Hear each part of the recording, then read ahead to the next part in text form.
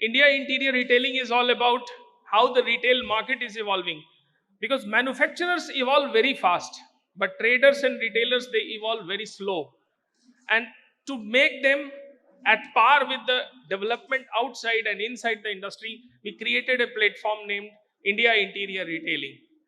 During those India Interior Retailing period of last, this is a third edition of India Interior Retailing, and we thought that it's time that I can request Sajjan ji to come, be our chief guest, and share a few wisdom words on how the India will shape up, how he thinks the industry will go, and last but not the least, the furniture sector, which is going to be the driver of retail. We believe that furniture sector is going to be the driver of retail because so far people have been buying materials, but in future we understand it's not only material, people will buy solution, and furniture products and components offer solution. This today's session, India Furniture Conclave, is a beginning of that. By these words, I welcome Sri Sajjan ji. बंधुओं, जब आप मुझे सुनना चाहते हैं तो आप सुनना चाहते होंगे कि what are my views about the Indian panel industry, what is the future. So I can say one thing with certainty, that at the right moment we are at the right place in the right industry. The future is ours, of India's, and at least next 20 years belongs to India. And I further believe that our sector, thus housing, real estate, along with the infrastructure, these sectors would be the driver of growth in the country. So we have to go very far. मतलब आज तो आप लोग जो बैठे हैं, you cannot even imagine कि future में हमारे लिए क्या है. हम लोग सोचते हैं कि the growth would be traditional 7-8%, but what I feel, this momentum will gain further speed, and the growth like MDF, you might have seen in last 5 years, almost it increases capacity to 3 times. So I'm sure I will give a comparative picture to you. What is the scenario if we compare with China? Our role model, I can say, because we have the same population, we were developing country, China become developed in last few years. And what I feel, we are 30 years behind China. Because whatever China has done 30 years back, the development in the housing, and that time I remember in 93, from all over world, all the building materials were moving towards China. In India, plywood prices increased almost by 50% in the year 1993. Because China was very bullish, their agents were contracting heavy manufacture in India, and we were exporting plywood to China in big way. And not only we, from all over the world, building materials was coming to China, and housing was in boom for every sector, for low income group, for middle income group, for the higher income group. And same is going to happen in India now. Because after roti and kapda, makan, the home, that is only the people, they dream, that is aim of their life, to give shelter to their family, to their posterity. In housing, the growth would be unlimited. So I'm just giving a comparative picture. Now we manufacture around 10 million cubic meter of plywood. Can you imagine what is China's production today? Anybody? Is more than 200 million cubic meter. So our and their population is same, but their plywood production and consumption is 20 times of ours. MDF now we manufacture around 2.5 million. We started with less than 1 million 5 years back. So we have reached 2.5 million. So progress is very fast. And fortunately, I think my elder brother, Nand Kisorji, will agree. He had all the apprehension. So many units are coming up. Where would we sell the MDF? Where would be the market? So still the import is going on. Still all are manufacturing. Still all are selling. The market is growing without any doubt. So similarly, in the MDF, our is 2.5 million cubic meter. China is 55 million cubic meter. Particle board, our total production is 1.5 million cubic meter, whereas China is 35 million cubic meter. So I don't see any reason that 10 years on, we will not be 1/4 of China. आज से 10 साल बाद हम China के 1/4 तो होंगे ही. अगर ऐसा होता है, देन हमको प्लाईवुड का जो है हमारी ग्रोथ होके पहुंचेगी 10 से 40 million.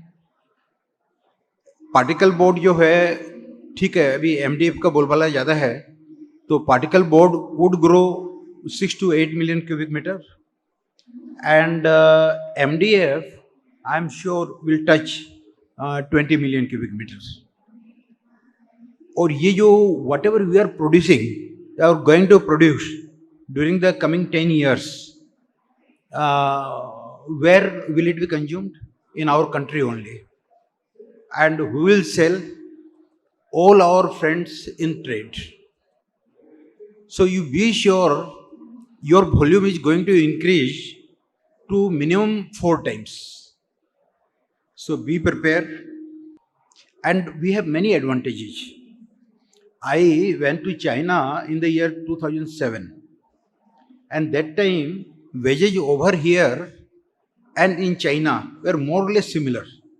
Per month, per worker, wages used to be around 3,000 rupees. And now India, it is between 10 to 15,000, depending on various states. In China, it is 50 to 60,000 per month per worker. So here we have a clear-cut advantage.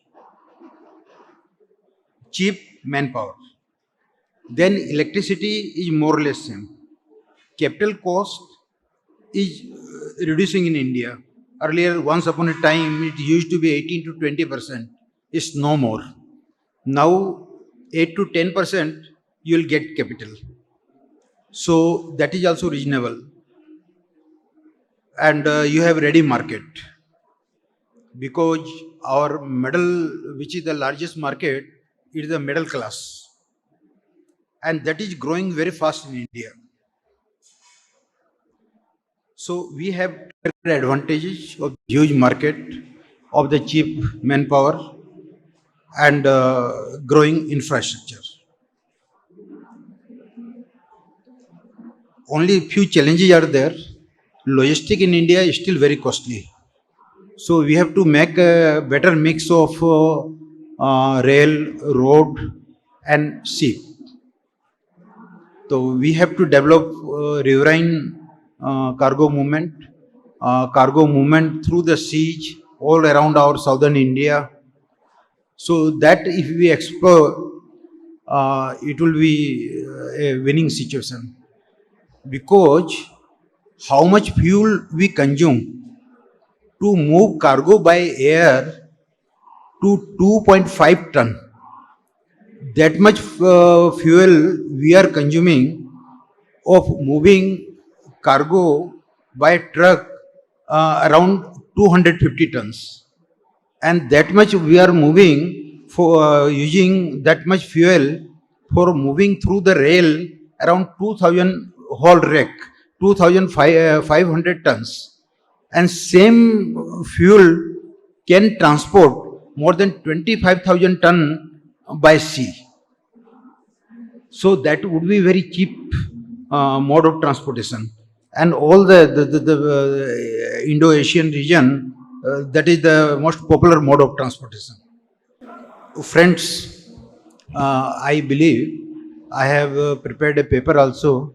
I presented to Prime Minister and then the Forest Department of Government of India, where Dr. MP Singh helped me in finalizing in that paper. So there we have exhibited that the plantation is the answer to most of our our problems in future. So I am sure a lot of new area would come under plantation. Will grow our plantation because we cannot get our raw material for the panel industry from anywhere else. Whether it is particle board, laminate, MDF, and plywood. So nowadays in India, particle board, MDF, it is 100% based on plantation wood, and plywood is based up to 95% on plantation wood, agroforestry. Only 5% face we are importing. So that is the plantation we have to give thrust.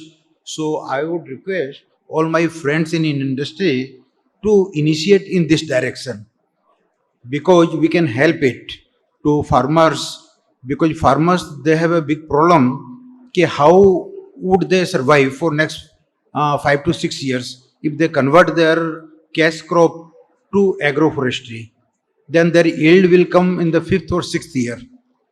So surviving for 5 6 years would be a challenge for them. And friends, now I am feeling that there is level playing field. Due to GST, prior to GST, there were around 3,300 plywood units, plywood and veneer units. Out of that, 2,500 units were totally exempted under SSI. 700 units were partially exempted. They were never crossing a turnover of 5 crores a year, so that they can get benefit next year again. And only 100 units were there.